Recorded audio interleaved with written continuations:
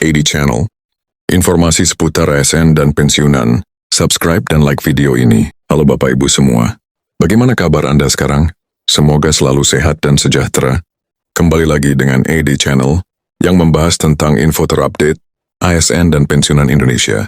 Penerima manfaat sudah bisa melihat saldo rekening mereka bertambah mulai hari ini atau dalam beberapa hari ke depan.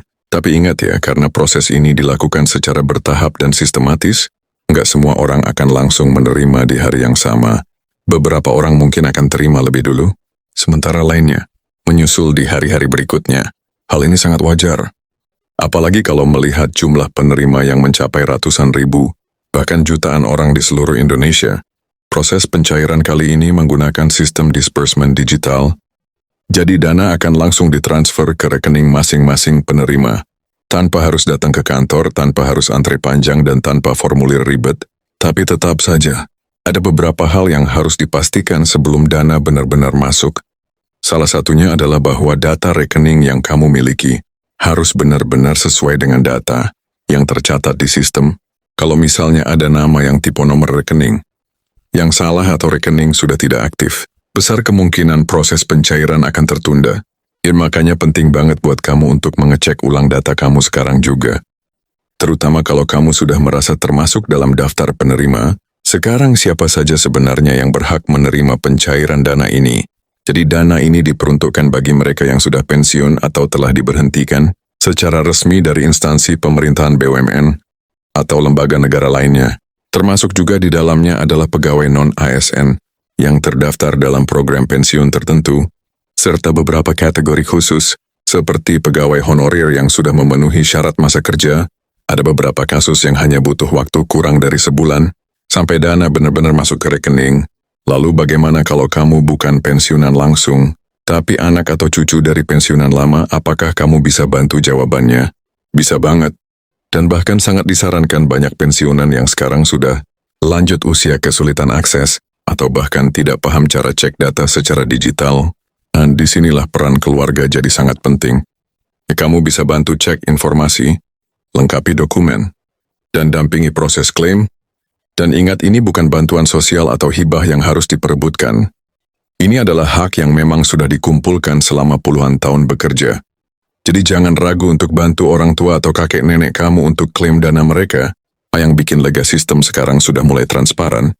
Sekarang mari kita lihat dari sudut pandang ASN sendiri, bagaimana reaksi mereka terhadap kabar ini. Jika kita melihat ke media sosial dan berbagai forum diskusi ASN, mayoritas dari mereka menyambut baik kebijakan ini.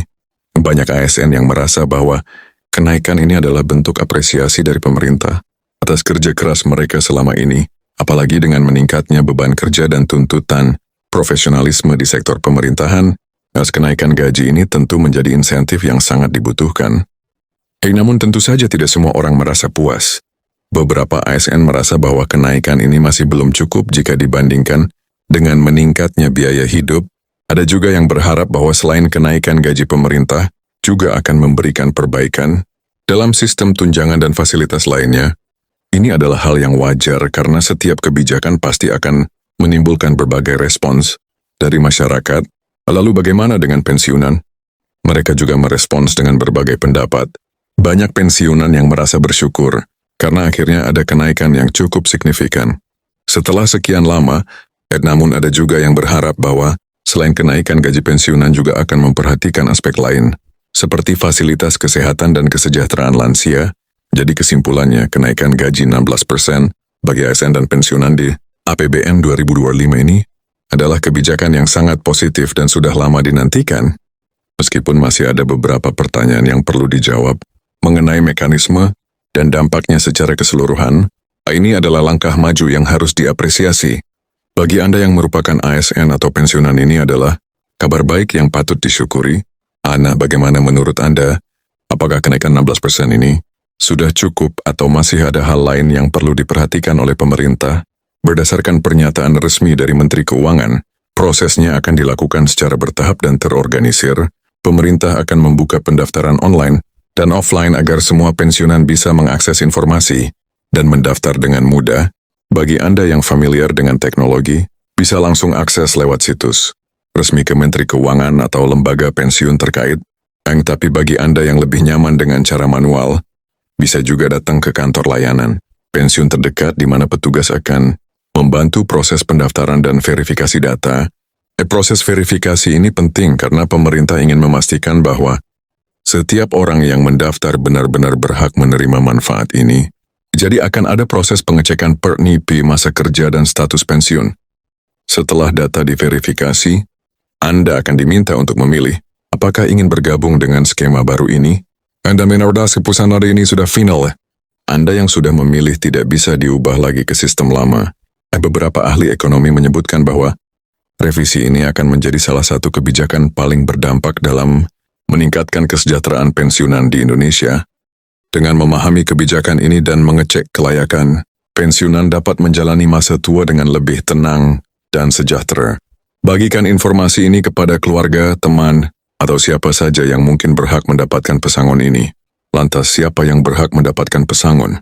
Pensiunan yang memenuhi syarat tertentu dapat mendapatkan pesangon hingga 1 miliar rupiah. Syarat-syarat ini meliputi masa kerja yang cukup panjang, jabatan atau posisi selama bekerja, dan faktor ekonomi serta kebutuhan finansial. Bagaimanakah cara mengecek kelayakannya? Pensiunan dapat mengecek kelayakan mereka melalui portal resmi pemerintah atau dengan menghubungi instansi terkait. Dokumen pendukung seperti surat keputusan pensiun, slip gaji terakhir, dan bukti masa kerja juga perlu disiapkan. Kebijakan ini diharapkan dapat meningkatkan kesejahteraan pensiunan dan memberikan mereka kesempatan untuk menjalani masa tua dengan lebih tenang dan sejahtera. Namun, pemerintah juga akan melakukan evaluasi berkala untuk memastikan efektivitas kebijakan ini untuk mekanisme pencairan dana pesangon. Taspen selalu mentransfer pembayaran gaji pensiun di awal bulan, termasuk untuk bulan Mei. Namun, proses pencairan ke rekening masing-masing tergantung pada kebijakan mitra bayar, seperti bank atau kantor pos. Pastikan Anda memahami kebijakan mitra bayar Anda untuk menghindari kesalahan, meskipun bisa saja berbeda-beda, tergantung sistem di masing-masing mitra bayar. Jadi jika di tanggal 1 gaji belum masuk bukan berarti belum dibayar oleh Taspen, melainkan mungkin proses pencairan di bank mitra masih berjalan. Kesempatan seperti ini tidak akan datang 2 kali. Manfaatkan kesempatan ini sebaik mungkin agar bisa memberikan manfaat jangka panjang untuk Anda. Inilah saatnya untuk mengambil hak Anda. Jangan ragu untuk mencari informasi lebih lanjut dan segera lakukan langkah-langkah yang diperlukan. Itulah yang bisa kami informasikan. Jika Anda merasa video ini bermanfaat, silakan membagikan video ini ke kerabat, saudara, keluarga Anda, terutama mereka yang juga berhak mendapatkan hak ini. Sampai jumpa di video berikutnya. Salam Edi Channel.